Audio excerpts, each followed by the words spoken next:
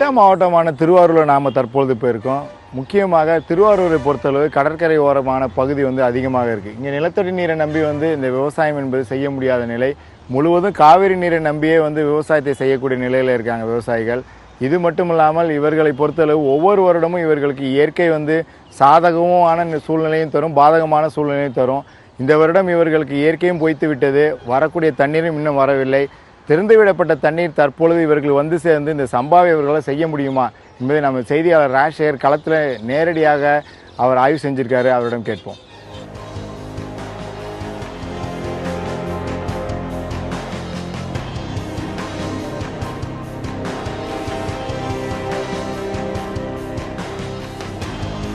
வயசு என்ன? இப்போ எனக்கு வயசு என்ன 65 67 வயசாக இருக்கும். சரி, ஒரு 30 வருஷத்துக்கு முன்னாடிலாம் தண்ணி எப்படி உங்களுக்கு அப்போ காவேரி தண்ணி நல்லா கிடச்சிச்சா? எங்களுக்கு 30 வருஷத்துக்கு முன்னாடி தண்ணி முன்னாடி அந்த பெரட்டாசி கூடி மாதமெல்லாம் தண்ணி சேர் பண்ணிடுவோம்.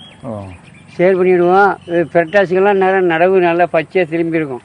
எத்தனை போகம் அப்போல்லாம் சாகுபடி பண்ணுவோம்? அப்போல்லாம் சம்பா போகம் அதிகம், குருவை போக இது ஈடு குருவை அப்படின்ட்டு தனியாக கீழே 6 மாதத்துக்கு உள்ளே வர அது தனியாக இருக்கும், 3 மாதத்துக்குள்ளே வர அது தனியாக இருக்கும். அதை போட்டு ஈடுகுருவை கொஞ்சம் கொஞ்சம் அங்கங்கே கொஞ்சம் கொஞ்சம் அறுப்போம்.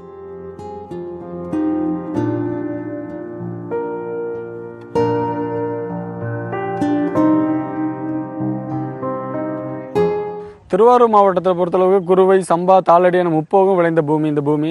தற்போது இந்த கடந்த 10 ஆண்டுகளாக தண்ணீர் பிரச்சனையின் காரணமாக குறுவை சாகுபடி என்பது முற்றிலுமாக பாதிக்கப்பட்டது. இப்போ இந்த ஆண்டு பார்த்தீங்கன்னா குறுவை சாகுபடி இல்லாத நிலையில் தற்போது சம்பா சாகுபடிக்கான ஆரம்ப கட்ட பணிகளில் விவசாயிகள் ஈடுபட்டிருக்காங்க, காலங்கடந்து ஈடுபட்டிருக்காங்க. இப்போ மேட்டூர்லேருந்து இப்போ திறந்து விடப்பட்ட தண்ணீரை நம்பி தான் இந்த விவசாயிகள் தற்போது இந்த சாகுபடியில் ஈடுபட்டிருக்காங்க. அப்படி திறந்து விடப்பட்ட தண்ணீர் பார்த்தீங்கன்னா கல்லணையிலேருந்து மேட்டூர்லேருந்து கல்லணையிலேருந்து தஞ்சாவூர், திருவாரூர், நாகப்பட்டினம் அந்த 3 மாவட்டங்களுக்கு போவதில் பல்வேறு சிக்கல் இருப்பதான் தெரிவிச்சிருக்காங்க. என்னன்னா பல்வேறு இடங்களில் ஆறுகள் முழுமையாக தூர்வாரப்படலை. குறிப்பாக திருவாரூர் மாவட்டத்தில் உள்ள 23 ஆறுகளில் ஒரு சில ஆறுகள் முன்பகுதியில் மட்டுமே தூர்வாரி இருக்கிறதாகவும் முழுவதுமாக உள்ள ஆறுகள் தூர்வாரப்படலைன்னு தான் விவசாயிகள் தெரிவிச்சிருக்காங்க. இதனால இந்த வரக்கூடிய தண்ணீரும் இந்த பகுதிக்கு வருமான ஒரு கேள்விக்குறியான சூழ்நிலையில் இருக்காங்க. அது மட்டுமின்றி வருடம் பார்த்தீங்கன்னா சம்பாவில் 3.5 லட்சம் ஏக்கர் திருவாரூர் மாவட்டத்தில் மட்டும் பண்ணுவாங்க. இப்போ இந்த ஆண்டு அதில் குறிப்பாக பார்க்கணும், இந்த ஆண்டு பார்த்தீங்கன்னா தற்போது ஏற்கனவே நிலத்தடி நீரை நம்பி பார்த்தீங்கன்னா ஒரு 10%, 100ல் 10% மட்டுமே நிலத்தடி நீரை நம்பி பண்ணுறாங்க. ஒரு 40,000 ஏக்கர் பண்ணுறதே அதிகமாக இருக்குது. மற்ற இடங்கள் எல்லாமே பார்த்தீங்கன்னா இந்த காவிரி நீரை நம்பி தான் விவசாயிகள் இந்த சம்பா சாகுபடியில் ஈடுபட்டு வருவாங்க. அதனால் இப்போ உடனடியாக இந்த திறக்கப்பட்ட தண்ணீரை முழுமையாக கிடைப்பதற்கான நடவடிக்கையை மத்திய மாநில அரசுகள் எடுக்கணும் ஒரு கோரிக்கை வச்சுருக்காங்க. அது மட்டுமின்றி இப்போ குறைந்த காலத்தில் இருக்கிறதுனால பருவமழை மாறிடுமோன்னு ஒரு பயத்தில் இருக்காங்க. அதனால் குறுகிய கால பயிர்கள் அதிகமாக விவசாயிகள் ஈடுபட்டு இருக்காங்க. இதனால் இந்த குறுகிய கால பயிர்களையும் மானியத்தில் அவங்களுக்கு விவசாயிகளுக்கு வழங்கினா இந்த ஆண்டு இந்த ஒரு போக சம்பா சாகுபடி முழுமையாக செய்யலாம் என விவசாயி தெரிவிச்சிருக்காங்க.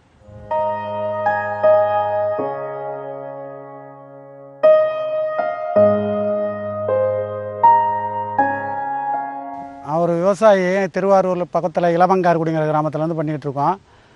குறைச்சலாக எனக்கு ஒரு 51 வயசு நடக்குது.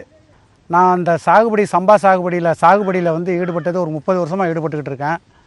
30 வருஷத்துக்கு முன்னாடியெல்லாம் பார்த்தோம்னா சாகுபடினா ஆடி மாதம் ஆற்றுல தண்ணி வந்துடும். ஆற்றுல தண்ணி வந்துச்சுன்னா ஆறு, குளம், வாய்க்கால்லாம் நிறைஞ்சு கிடக்கும், வாய்க்கால்லாம் நிறைஞ்சு கிடக்கும். ஆடு மாடெல்லாம் நல்லா தண்ணி குடிக்கும், குளமெல்லாம் நல்லா தண்ணி இருக்கும், குடிக்கிறதுக்கு தண்ணி இருக்கும், குளிக்கிறதுக்கு தண்ணி இருக்கும். விவசாயம் முற்போகம் விளைஞ்ச ஊர். முற்போகம்னா 3 போகம் சாகுபடி பண்ணுவாங்க. 3 போகம் பண்ண முடியாது. அவங்க முடிஞ்சவங்க 3 போகம் பண்ணுவாங்க, முடியாதவங்க 2 போகம் பண்ணுவாங்க, யாராவது 1 போகம் சம்பா பண்ணுவோம்.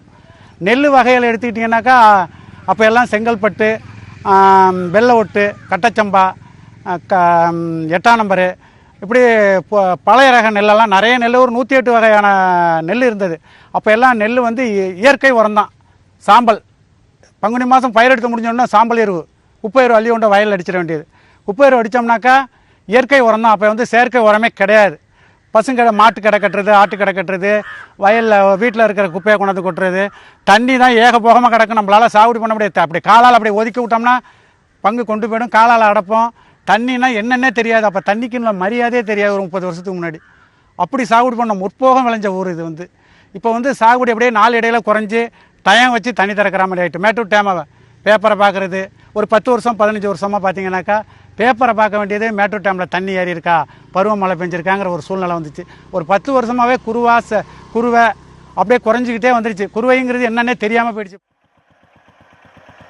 காவிரி டெல்டாவில் மத்திய மாவட்டமான திருவாரூர் மாவட்டத்தில் மட்டும் குறுவை, சம்பா, தாளடி என சுமார் 4.5 லட்சம் ஏக்கர் பரப்பளவில் சாகுபடி பணிகள் மேற்கொள்ளப்பட்டு வந்தன. விவசாயமும் செழித்து ஏக்கருக்கு 45 மூட்டைகள் வரை கிடைத்தது.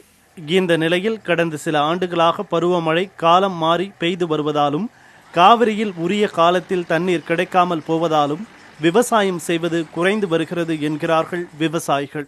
இங்க பல விவசாய தொழிலாளர்கள் விவசாயத்தை மட்டுமே நம்பி இருக்கிறோம். அரசாங்கம் சொல்றபடி மாத்து பயிர் சாகுபடி அது இதெல்லாம் இந்த மண்ணில் பண்ண முடியாது. ஏன்னா இது சுத்தமான களிமண். இதுல நெல்லை தவிர வேற எதுவும் விளையாது. வேற வழியே இல்லாம நாங்க நெல்லை மட்டுமே நம்பி இருக்கோம். அதுக்கு மீறி கோடையில இந்த தரிசுல நெல் உளுந்து அடிக்கலாம். இப்போ பருத்தி கொஞ்சம் நல்லா வந்துட்டு இருக்குங்க எங்க பக்கத்துல. அதுதான் எங்களை காப்பாத்திட்டு இருக்கு. பருத்தியும் இல்லாட்டினா இந்த குறிப்பா திருவாரூர் மாவட்ட விவசாயிகள் பல பேர் கடன்ல மூழ்கி செத்தே போயிருப்பான்.